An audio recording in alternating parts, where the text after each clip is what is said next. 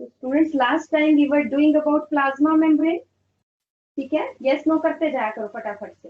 और plasma membrane पे हमने किया था पैसिव ट्रांसपोर्ट, राइट? जल्दी से गुंजन, चलो हम बारी बारी से पूछते हैं। गुंजन, टेल मी क्विकली कि जो वाटर का ट्रांसपोर्ट होता है इनसाइड द सेल और outside the cell along concentration gradient, is it passive transport की active transport? Yes Gunjan? passive transport. Passive transport. Arnav, does passive transport requires any energy? No, ma'am.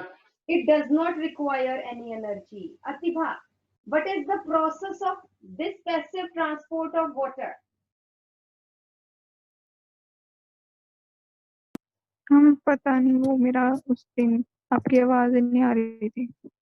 Passive transport of water is called as? Krisha, passive transport of water is called as? By osmosis. It is osmosis, है ना? मतलब by osmosis means by osmosis तो process होगी ना, osmosis is the process, right? Then Sarit, can you tell me the process of transport of sucrose? Ma'am, by facilitated transport. Facilitated transport. Why facilitated transport is called as facilitated? Rashi, हम इसको facilitated क्यों बोलते हैं? Because it requires proteins. Because it requires some carriers, right? Shivanshi, does facilitated transport requires energy? No, ma'am. No, facilitated transport does not require energy. Sodium, movement of sodium from outside to inside. It is by, special method that is called as Hanji Sargam. From high concentration towards low concentration, it is by Gated channels. gated channels, right? Sodium and potassium transport, हमें कई बार लगता है कि ये हमेशा active through sodium potassium pump होता है, नहीं, सोडियम पोटेशियम पंप के थ्रू नहीं हमेशा होता, इट इज तो अगर हाई सोडियम से लो सोडियम की तरफ जा रहा है, then there are specialised channels called as gated channels, gated ion channel, right? Then we come to active transport. Active transport क्या है? पॉइंट लिखते चलो. ये पैसिव ट्रांसपोर्ट के ऑपोजिट है. क्या हुआ active transport? Low to high, ठीक है? अगर एक गरीब बंदा एक अमीर बंदे को पैसे दे रहा है तो वो एक्टिव ट्रांसपोर्ट है, बड़ी हिम्मत चाहिए बेटा उसके लिए, ठीक है? So that is active transport. It requires certain carriers as well as energy also. दोनों चीजें चाहिए, एनर्जी भी एंड कैरियर. लिखो active transport. So first point, it occurs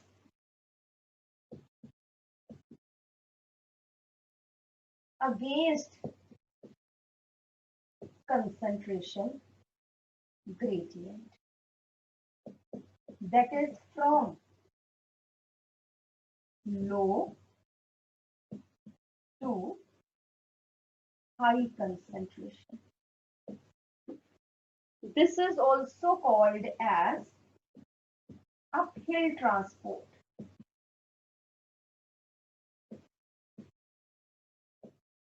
Also called as uphill transport. Second है, it requires energy, means ATP, as well as carriers. It requires energy as well as carriers. This is active transport. It shows, ध्यान से, it shows saturation kinetics.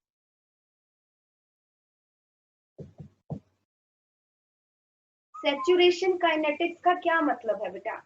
अगर 4 carriers है एक membrane में एक चीज के, किसी भी केमिकल के 4 कैरियर है, तो पर यूनिट टाइम वो 4 ही मॉलिक्यूल्स एक तरफ से दूसरी तरफ जा सकेंगे, इससे ज्यादा जा ही नहीं पाएंगे, क्योंकि कैरियर्स पूरे भर गए, तो इससे ज्यादा कहाँ से लेके जाए, है ना। लेटर से एक बस है, एक बस में 50 सीट्स है, तो वो सैचुरेशन काइनेटिक्स है। इंडिया की तरह नहीं कि छत पे भी बैठ जाओ, कहीं पे भी, ऐसा नहीं। 50 सीट्स है तो 50 ही पैसेंजर्स एक बार में जा सकते हैं, ठीक है, दैट इज सैचुरेशन काइनेटिक्स। और लेटर से पैदल चल के जाना है किसी ने, ठीक है, तो जितने मर्जी चली जाए, कोई फर्क ही नहीं पड़ता, नो सैचुरेशन काइनेटिक्स। तो passive transport, simple diffusion osmosis, क्योंकि वहां पे कैरियर्स नहीं है, तो नो सैचुरेशन काइनेटिक्स। जहां पे भी कैरियर्स आ गए वहां पे सैचुरेशन काइनेटिक्स। तो लिखो shows saturation kinetics, that is, क्या मतलब है, that is the maximum number of molecules, maximum number of molecules carried by the या transported by the carriers, transported by the carriers is fixed per unit time, is fixed per unit time, because when all the receptor sites जिसके साथ वो bind करते हैं, when all the receptor sites of the carriers are fixed with chemicals to be transported, are fixed with chemicals to be transported, comma, the carriers are called as saturated, carriers are called as saturated। और उसके बाद उससे ज्यादा तो fix हो ही नहीं सकते, तो शो सैचुरेशन काइनेटिक्स। और यहाँ पे रेड पेन से लिख लेना, रेड पेन से लिख लेना, as carriers are also used, star डाल के बेटा, in facilitated diffusion,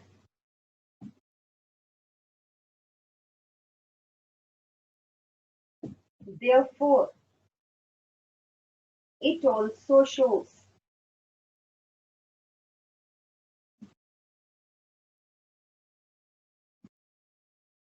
saturation kinetics।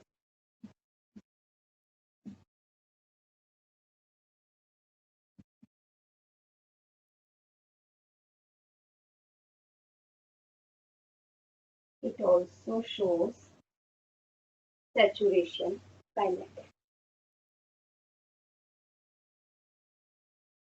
और इसी के नीचे लिख लो, इसी बॉक्स के नीचे लिख लो सेकंड पॉइंट करके, saturation kinetics not shown by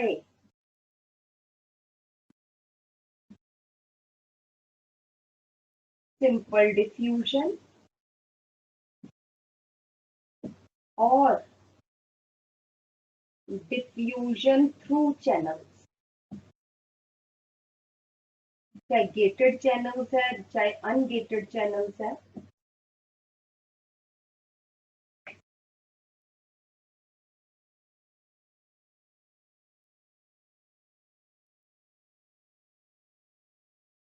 saturation kinetics पूरा लिखना है, saturation kinetics not shown by simple diffusion or diffusion through channels।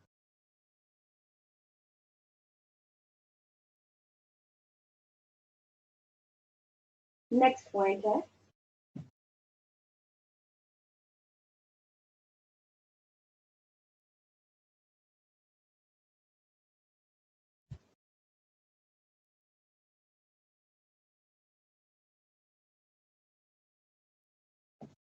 active transport is decreased under oxygen tension या स्ट्रेस।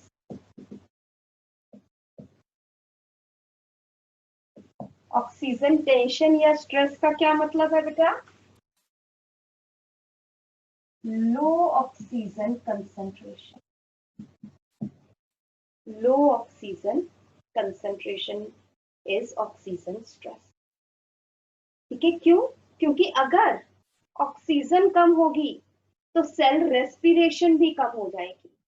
सेल रेस्पिरेशन कम होगी तो एटीपी की production कम हो जाएगी, और एटीपी अगर अवेलेबल नहीं है तो एक्टिव ट्रांसपोर्ट भी नहीं होगा। तो लिख लो ये भी।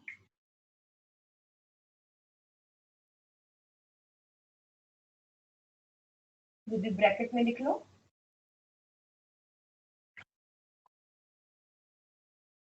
लो oxygen, low rate of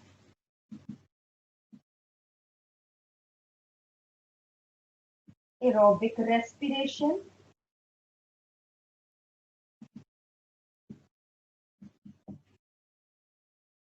less ATP formation.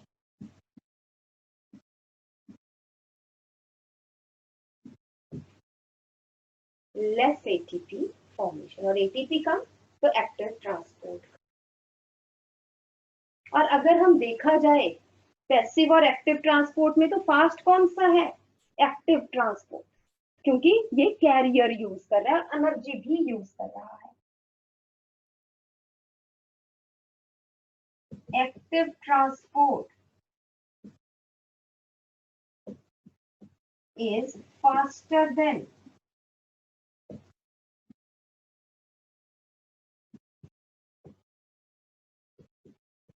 passive transport. As मैं AT लिख रही हूँ, एक्टिव ट्रांसपोर्ट आपने पूरा लिखना है। As active transport occurs under या occurs by consuming energy.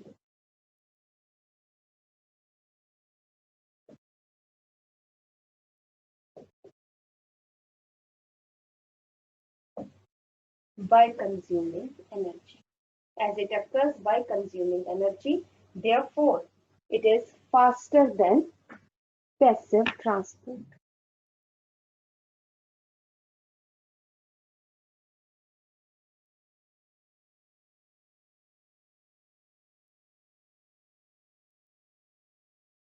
बेटा अर्नव, ये आप क्या कहना चाहते हो?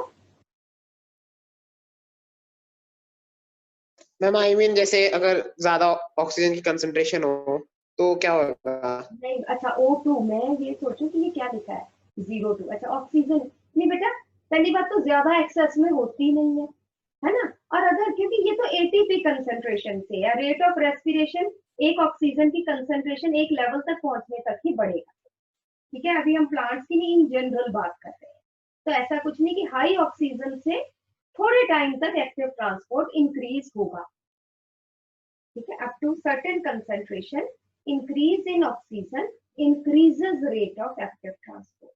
बट कई फैक्टर्स है ना कि एक तो एक्टिव ट्रांसपोर्ट तो बढ़ रहा है, बट सैचुरेशन काइनेटिक्स भी तो है, राइट? एटीपी तो बहुत सारे आ जाएंगे, बट कैरियर बस तो 50 ही लेके जा सकती है, चाहे उसे जितना मर्जी उसका स्ट्रॉन्ग इंजन कर ले, उससे ज्यादा तो सीट्स ही नहीं है उसके पास, राइट? ठीक है, तो हम ये कह सकते हैं कि इंक्रीज इन जनरल अगर पूछा जाए कि what happens, so increase in oxygen concentration increases active transport, ये हम इन जनरल कह सकते हैं। ठीक है, तो अब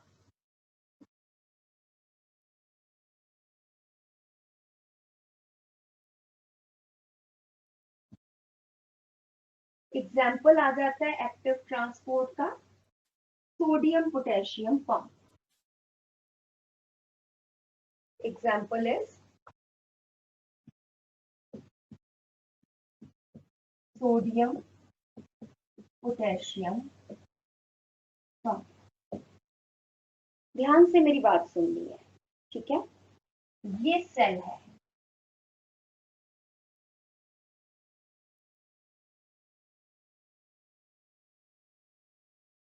ये प्लाज्मा मेम्ब्रेन है।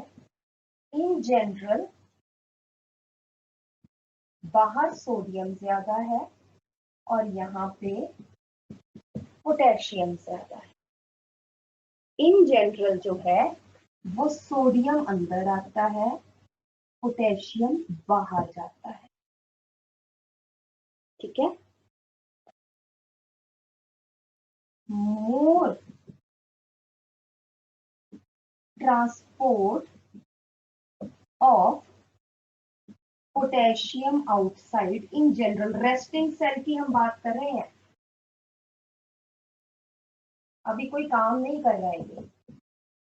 मैं सिंपल अभी हम कोई नहीं बात करेंगे आगे कि एक्टिव क्या हो रहा है क्या नहीं, क्योंकि वो हम मेम्ब्रेन्स जब हम बात करेंगे नर्वस सिस्टम की तब हम ज्यादा काम करेंगे।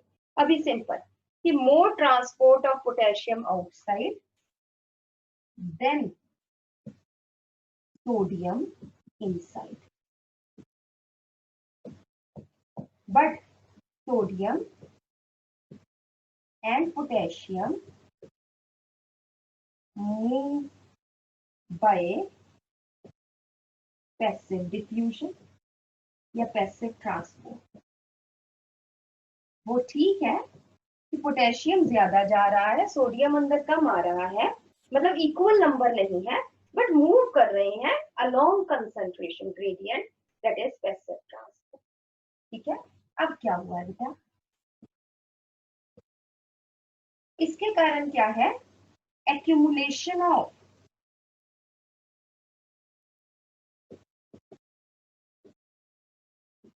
Positive charge. लिखना बाद में, पहले समझना है।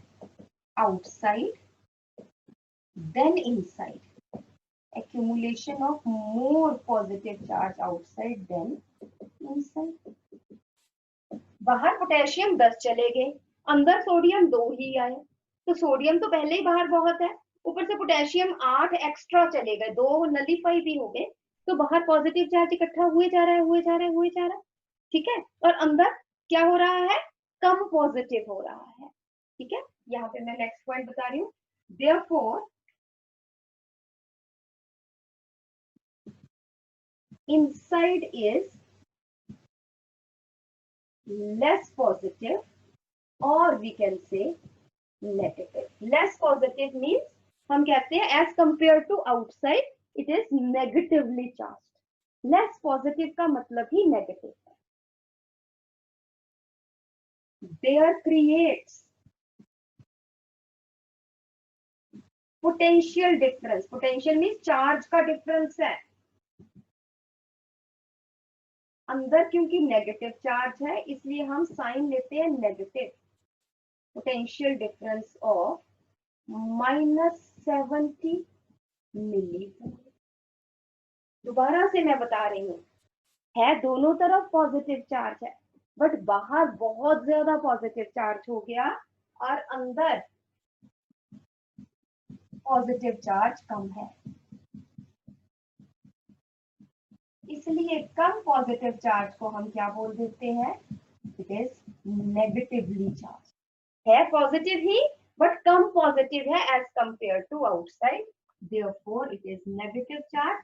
और दोनों तरफ चार्ज का डिफरेंस हो गया तो इसको हम कहते हैं पोटेंशियल डिफरेंस। और वो कितना डिफरेंस है, क्योंकि इनसाइड जो चार्ज होगा वही साइन लेंगे -70 मिलीवोल्ट।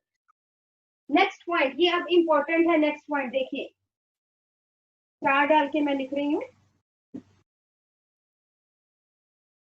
कि sodium continue to diffuse inside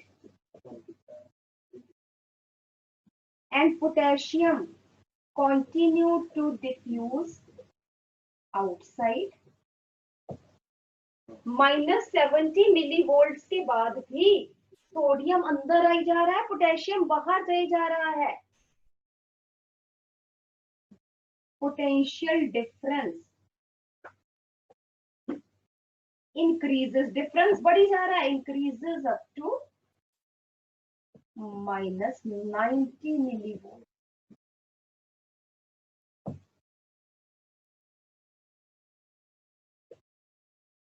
To maintain, ध्यान से मेरी बात सुनो, to maintain, यहाँ पे आके ना बेटा मेम्ब्रेन अब लड़खड़ा रही है, इतना नहीं वो सहन कर सकती इतना डिफरेंस। अब अगर इतना डिफरेंस या इससे ज्यादा डिफरेंस हो गया पोटेंशियल डिफरेंस तो मेम्ब्रेन रप्चर कर जाएगी।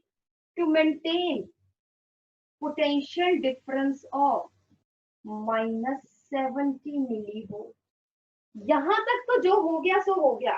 इसके बाद जो सोडियम अंदर आया था या पोटेशियम बाहर गया था, इन सबको अपनी अपनी जगह पे भेजना है। To maintain potential difference of -70 millivolts, excess sodium is pushed from inside to outside, जबकि बाहर अभी भी पोटेशियम बहुत है, तब भी एक्स्ट्रा सोडियम को हमने बाहर भेजना है। And potassium from outside to inside. ये पोटेंशियल डिफरेंस मेंटेन करने के लिए जो एक्सेस सोडियम अंदर आया था -70 के बाद, वो बाहर भेजना है, और जो पोटेशियम बाहर गया था वो अंदर भेजेंगे। एंड इट अकर, ये देखिए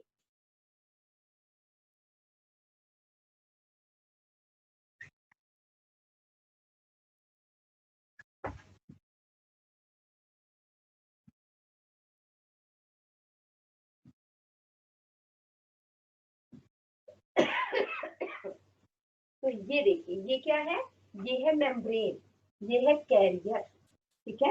ये किसके साथ एसोसिएटेड है, एटीपीएस के साथ एसोसिएटेड है, इस एंजाइम के साथ है। और ये 3 सोडियम बाहर लेके जा रहा है और 2 पोटेशियम अंदर लेके जा रहा है अगेंस्ट कंसंट्रेशन ग्रेडियंट, ठीक है। पहले ये लिखो, ये यहां से यहां तक लिखो। ये देखो रेस्टिंग सेल में ये जो मूवमेंट हो रही है, ये है पैसिव ट्रांसपोर्ट ऑफ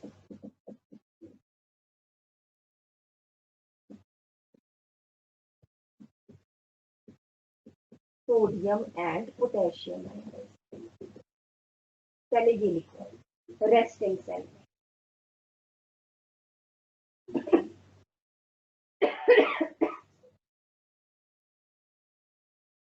ठीक है, राइट डाउन, और जैसे ही लिखते हो तो मुझे बताओ।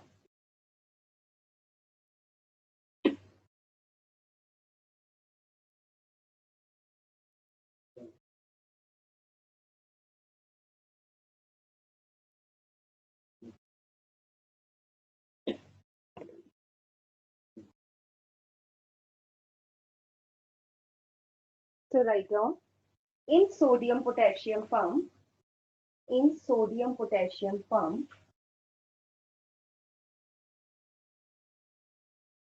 the same carrier transports sodium and potassium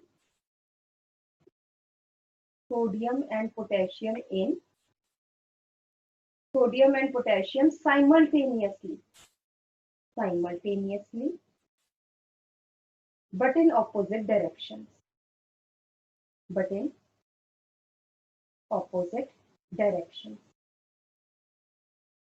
This is called as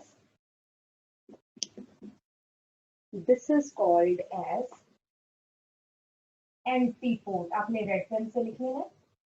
This is called as antipode. Next point है, by consuming 1 ATP,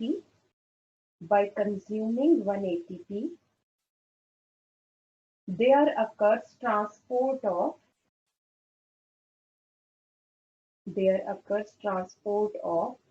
3 sodium outside, and 2 potassium inside.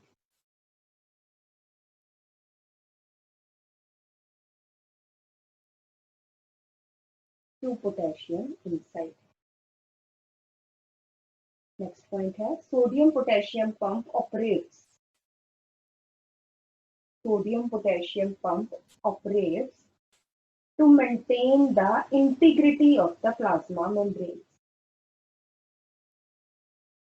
To maintain the integrity of the plasma membrane.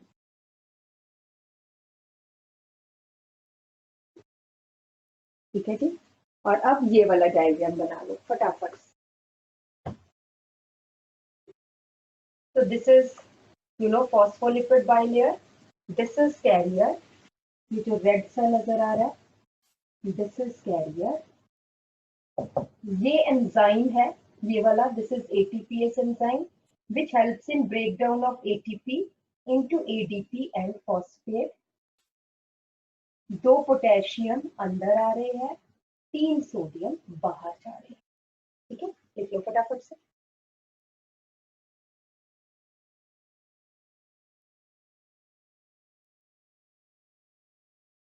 Next हम बात करते हैं बेटा types of active transport.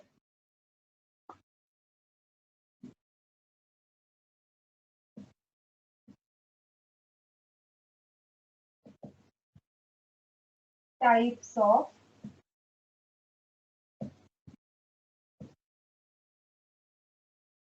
active transport.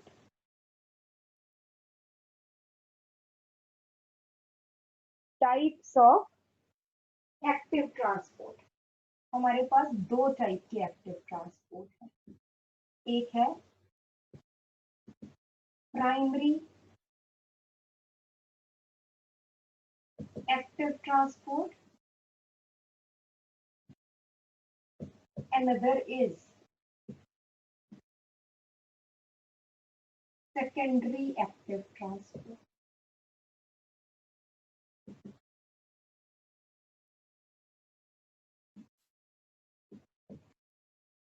Primary active transport, secondary active transport.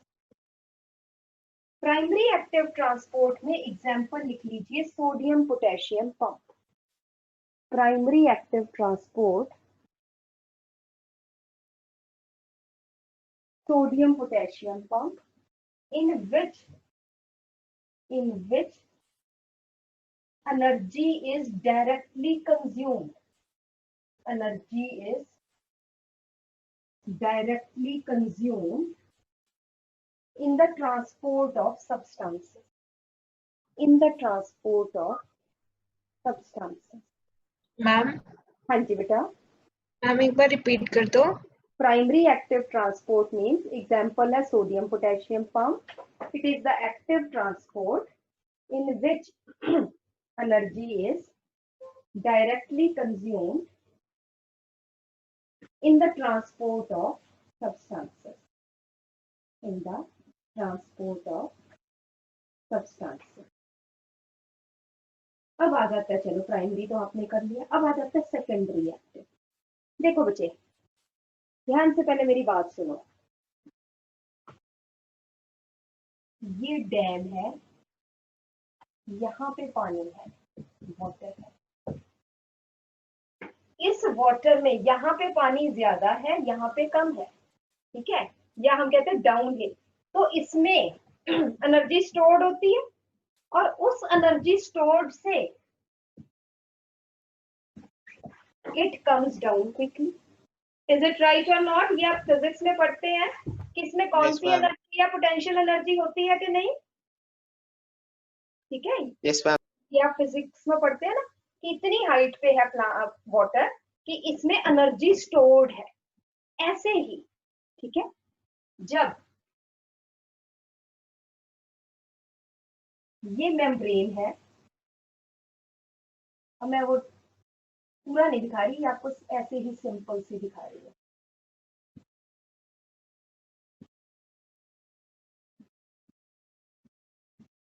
जब concentration का difference है तो energy is stored.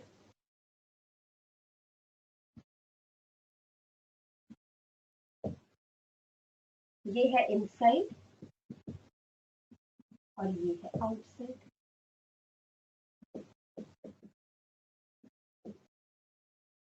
To maintain concentration gradient,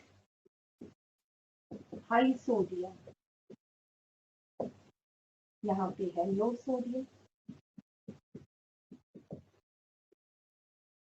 to maintain concentration gradient there is storage of energy. तो एनर्जी पहले से ही इस concentration gradient में stored है। ये थोड़ा सा समझने वाली बात है कि जैसे हमने कहा कि ऊपर पानी है तो उसमें पोटेंशियल एनर्जी है जिसकी वजह से वो नीचे की तरफ मूव करता है। ठीक है, अब यहाँ पे एक कैरियर है,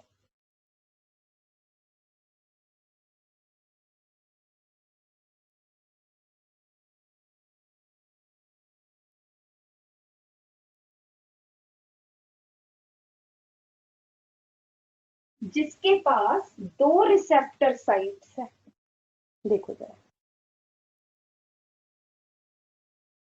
there are two receptor sites.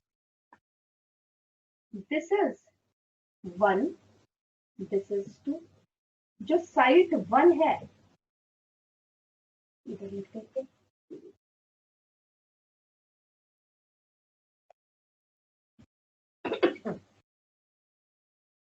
जो साइट 1 है it is for sodium ions, site 2 है फॉर लेट अस से ग्लूकोज। सोडियम आयंस तो अलोंग कंसंट्रेशन ग्रेडियंट जा रहा है, बट इस कंसंट्रेशन ग्रेडियंट में एनर्जी स्टोर्ड है, वो यूज हो रही है। And this is glucose. So the same carrier binds with sodium and glucose, and through this it liberates sodium and glucose on the inside. तो यहाँ पे सेकेंडरी एक्टिव ट्रांसपोर्ट क्यों है बेटा? पहली बात तो किस चीज का सेकेंडरी एक्टिव ट्रांसपोर्ट हो रहा है? ग्लूकोज का। ये डायरेक्ट एनर्जी नहीं रिलीज कर रहा है या डायरेक्ट एनर्जी नहीं यूज कर रहा है। Glucose is transported from outside towards inside by using the energy that is present in the sodium concentration gradient. ठीक है, दोबारा से मैं बता रही हूँ कि transport of glucose by co-transport channels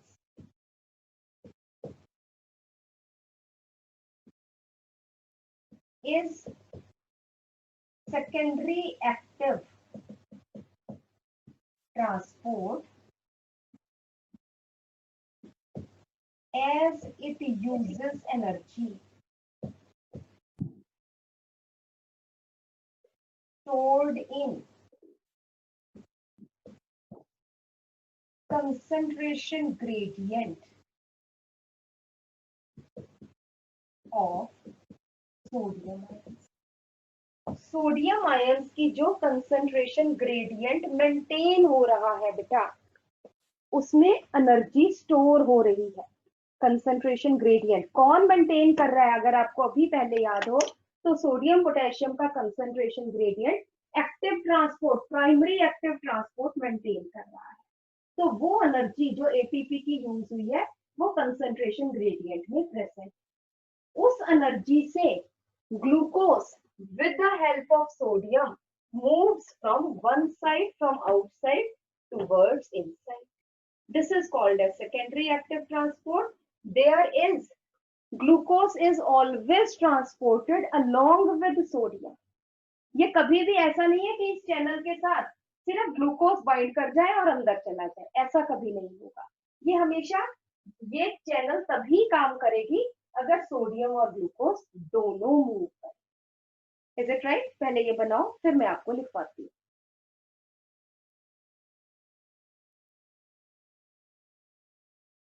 चलिए जी, राइट डाउन। ये इंपॉर्टेंट है बेटा, बच्चों को जनरली समझ में नहीं आता, इसलिए ध्यान से। In primary active transport, in primary active transport, primary की बात करें सोडियम पोटेशियम पंप की, the energy is derived, the energy is derived directly from breakdown of ATP, directly from breakdown of ATP. Next point है,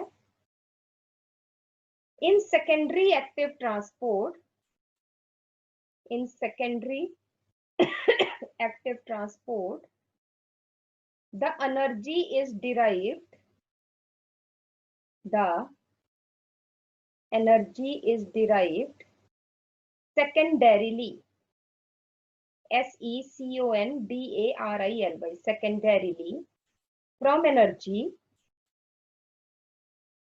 energy that has been stored, that has been stored in the form of,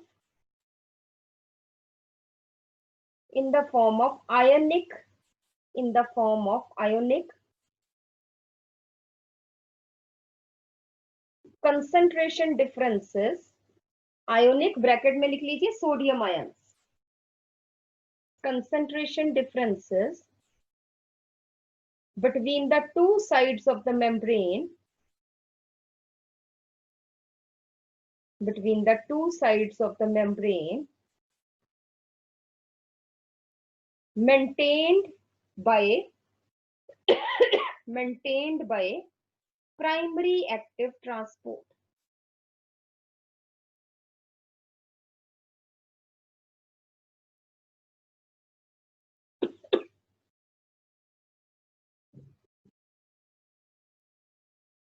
Maintained by the primary active transport.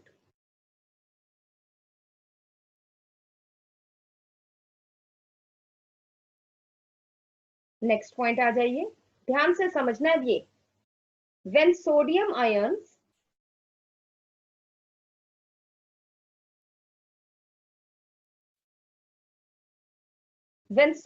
ions are transported out of the cells by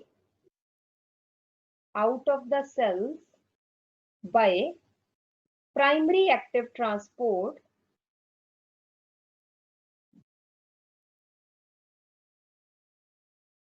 a large concentration gradient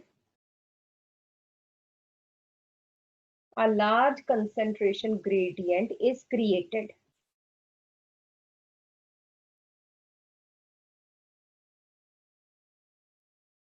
This gradient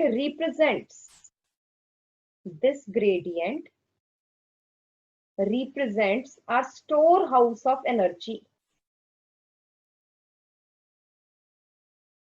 A storehouse of energy because the excess sodium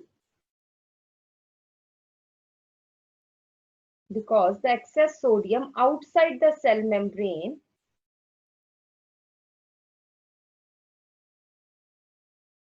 always tries to move inside.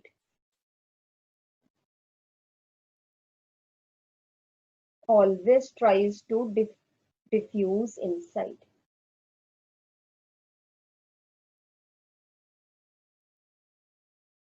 Next point. This diffusion energy of sodium, this diffusion energy of sodium can pull other substances,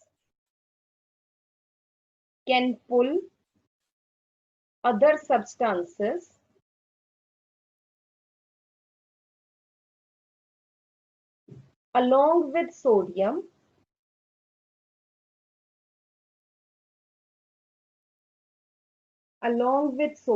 through the carriers, along with sodium through the carriers. This is called as secondary active transport or co-transport. Secondary active transport और co-transport.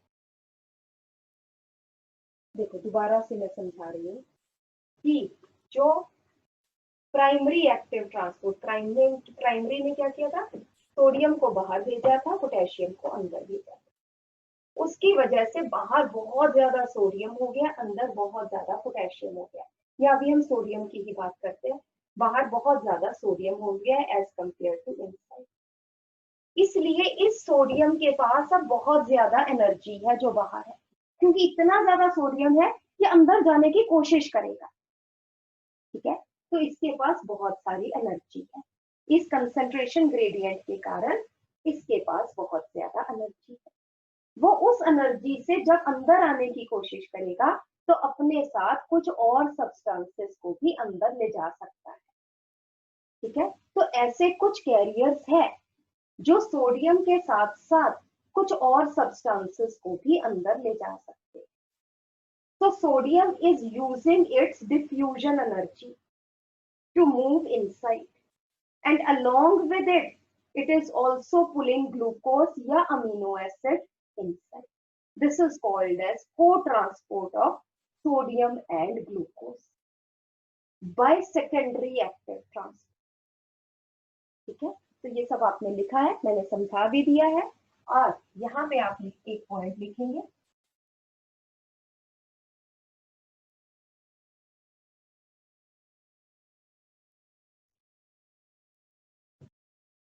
the specialized carriers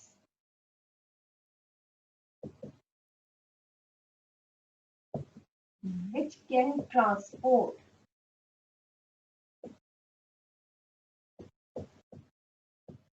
more than one substances simultaneously in same direction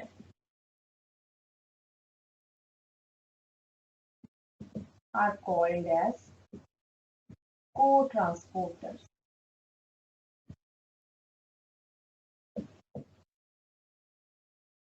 Called as co-transporters. ये जो co-transporters है, they cannot function until both the substances bind with it.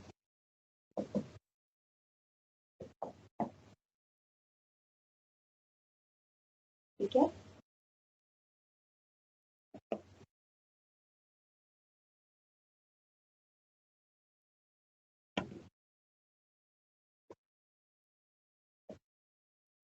use the energy stored in sodium ions due to concentration gradient.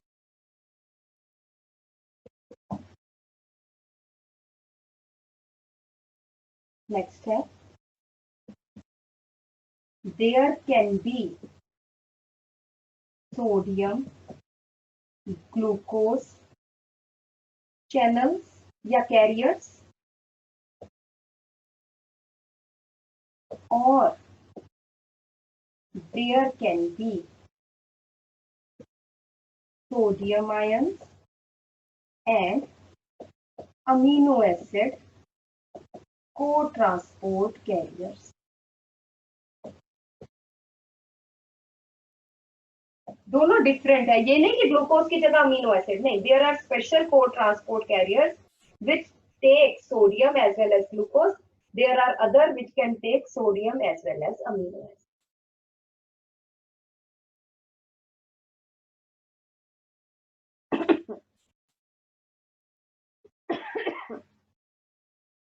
तो हम कहेंगे 10, last में लिख लो 10 glucose and amino acids are transported by secondary active transport. Are transported by secondary active transport.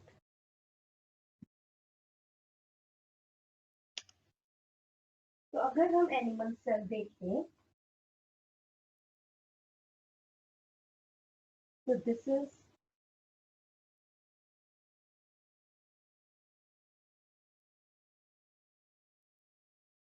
Plasma membrane और plasma membrane के अंदर क्या present है मैक्सिमम, दैट इज साइटोप्लाज्म.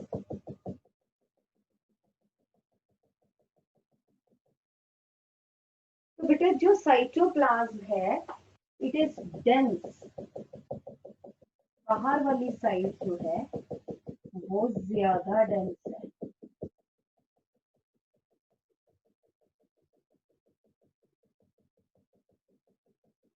इसलिए हम इसको क्या बोलते हैं, प्लाज्मा जेल. और अंदर वाले को बोलते हैं plasma soul.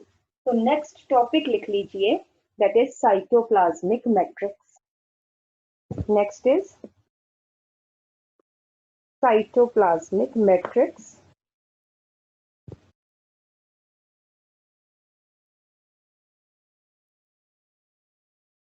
It is the fluid part of the cell. It is the fluid part of the cell which is further differentiated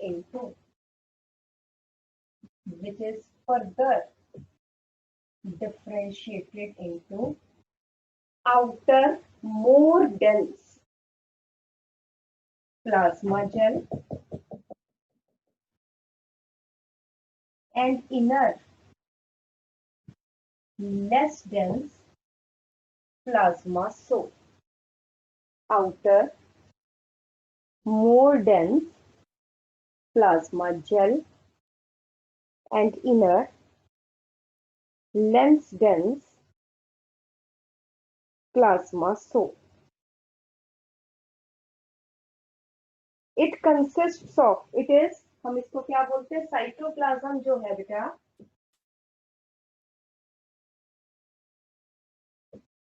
it is crystallo-colloidal substance.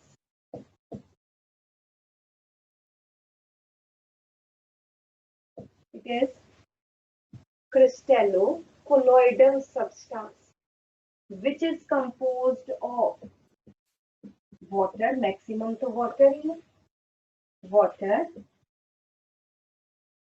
then various minerals, then organic substances such as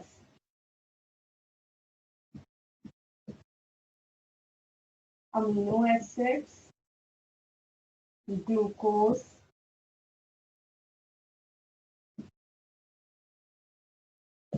fatty acids, etc.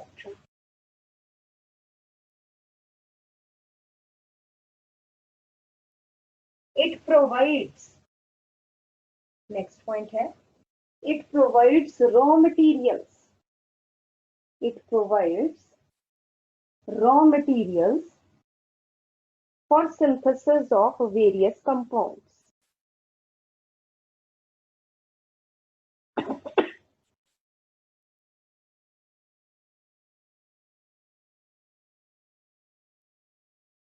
ठीक है जी.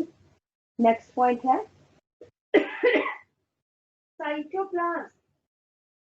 cytoplasm always keeps on moving. हमेशा ये move, fluid part है ना, move करता रहेगा. It also keeps on moving, and this movement is facilitated by, अभी हम करेंगे आगे चल के, facilitated by microfilaments.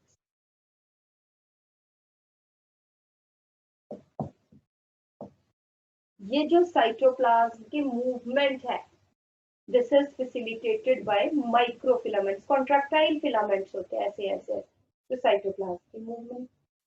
This movement of cytoplasm is called as cytoplasmic streaming या फिर cyclosis. Movement of cytoplasm is called as cytoplasmic streaming or cyclosis. क्या function है? यहाँ पे बेटा फूड पड़ा हुआ है, ग्लूकोज पड़ा है लेटर से, और माइटोकॉन्ड्रिया यहाँ पे है.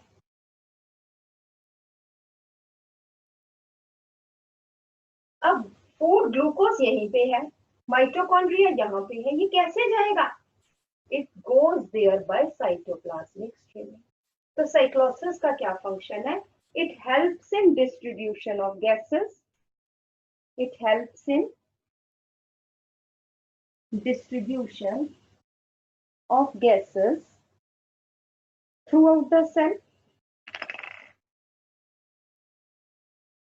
Second, it helps in distribution of food also. Helps in distribution of food to various parts of the cells. Next, it collects waste particles. It collects waste particles from various parts of the cells and throws out and throws out. ठीक है, तो ये काम है cytoplasmic streaming का. ठीक है sir. तो this is about cytoplasm. Next हम आ जाते हैं बेटा साइटोप्लाज्मिक ऑर्गेनेल्स.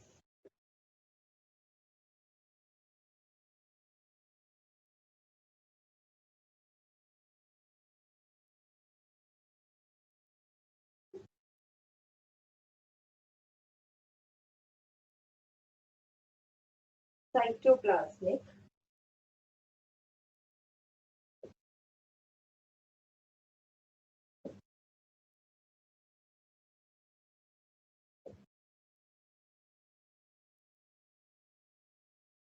ऑर्गेनेल. पहले हम डायग्राम्स बनाएंगे, इसलिए सबके पास पेंसिल होनी चाहिए. ठीक है, तो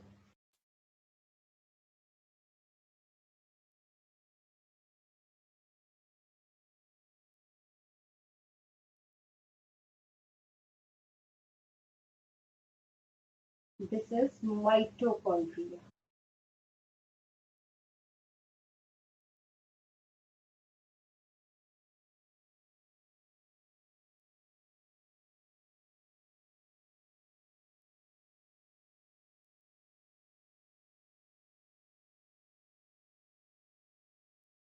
डबल मेम्ब्रेन आपको दिख रहा है, आउटर मेम्ब्रेन, इनर मेम्ब्रेन.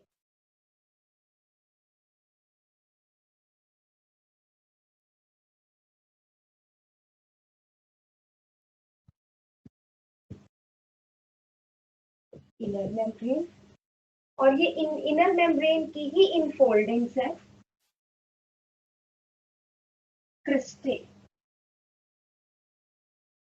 ये जो स्पेस है, this is called as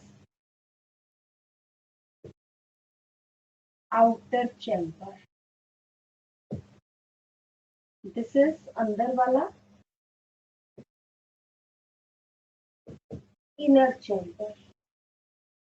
inner chamber में क्या है?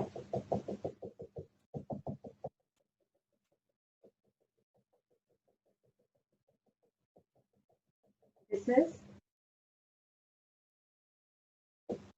Mitochondrial matrix.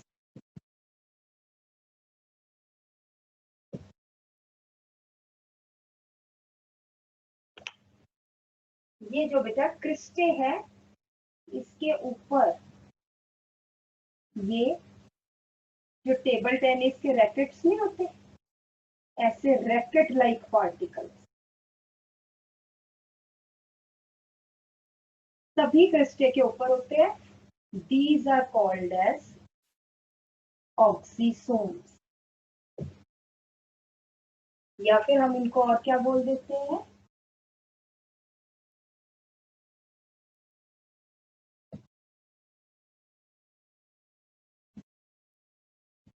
Elementary particle. ठीक है, इनमें अब अंदर क्या है?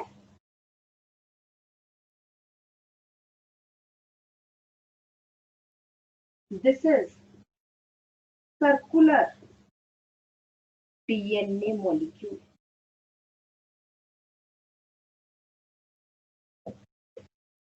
और क्या प्रेजेंट है? डीएनए है, तो ये आरएनए भी बनाएगा। This is RNA. Then there are, mitochondria के अंदर ही अपने राइबोसोम्स भी है।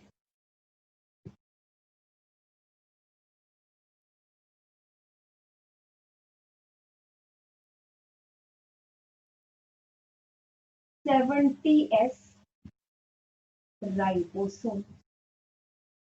एस का मतलब होता है स्वेडबर्ग यूनिट, ये इनके वेट पे डिपेंडेंट है।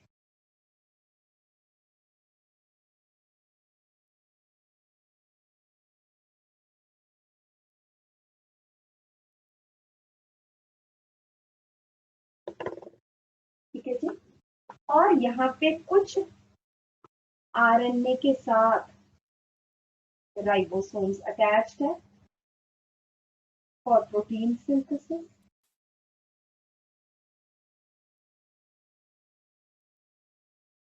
इसको हम बोलते हैं पॉलीसोम। This is polysome. और क्या प्रेजेंट है?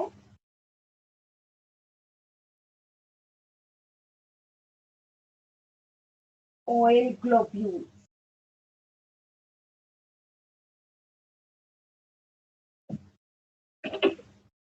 Oil globule. This is the structure of mitochondria. बनाओ फटाफट। नेक्स्ट हम आ जाते हैं बेटा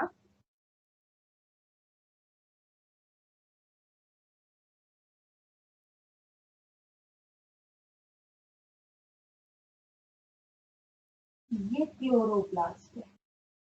again double membrane structure.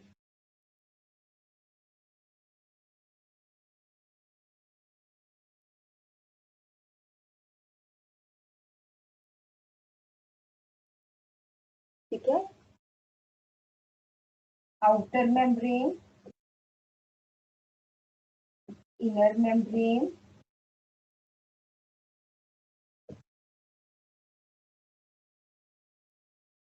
Outer chamber,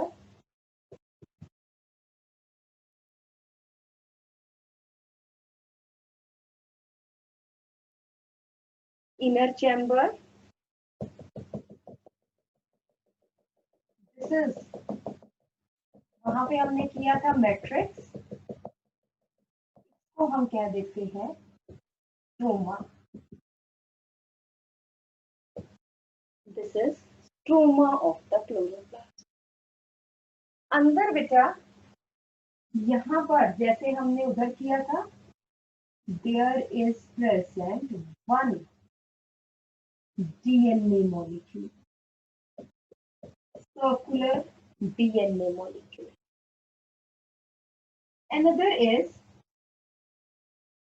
बेटा यहाँ पे जैसे वहां पे इनफोल्डिंग से क्रस्ट है, यहाँ पे वो इनफोल्डिंग इससे सेपरेट हो गई है।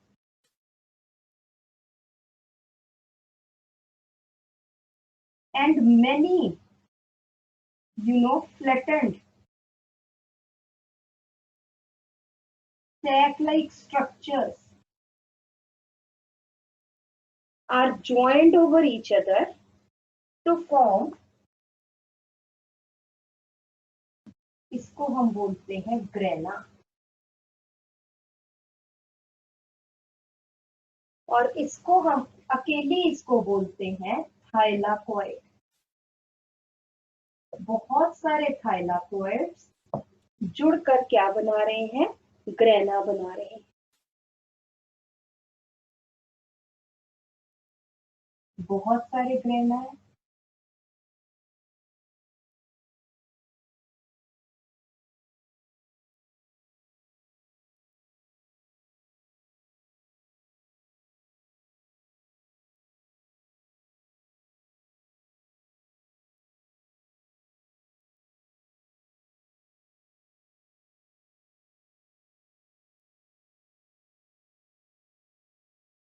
और ये जो ग्रेना है वो एक दूसरे के साथ जुड़े हुए हैं।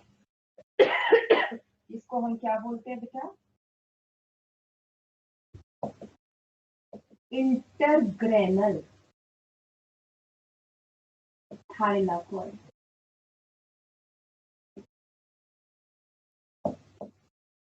These are called as intergranal thylakoid.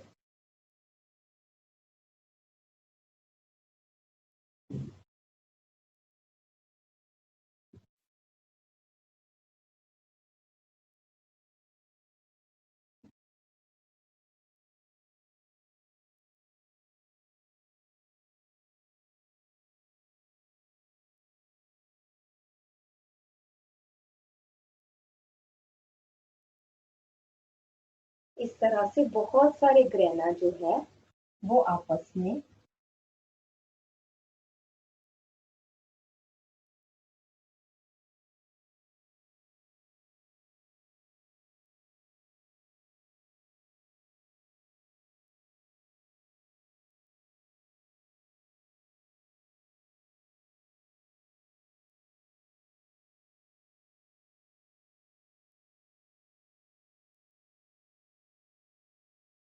एक दूसरे के साथ जुड़े हुए हैं। And there are also present, वही जैसे माइटोकॉन्ड्रिया में है। These are ribosomes. Again 70s ribosomes, क्योंकि अपना ही डीएनए है इस कारण ये आरएनए भी बनाएंगे।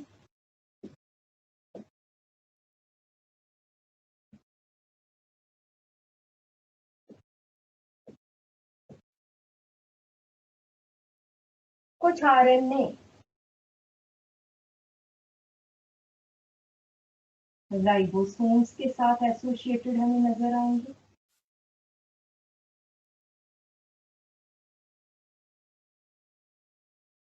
वही पॉलीसोम।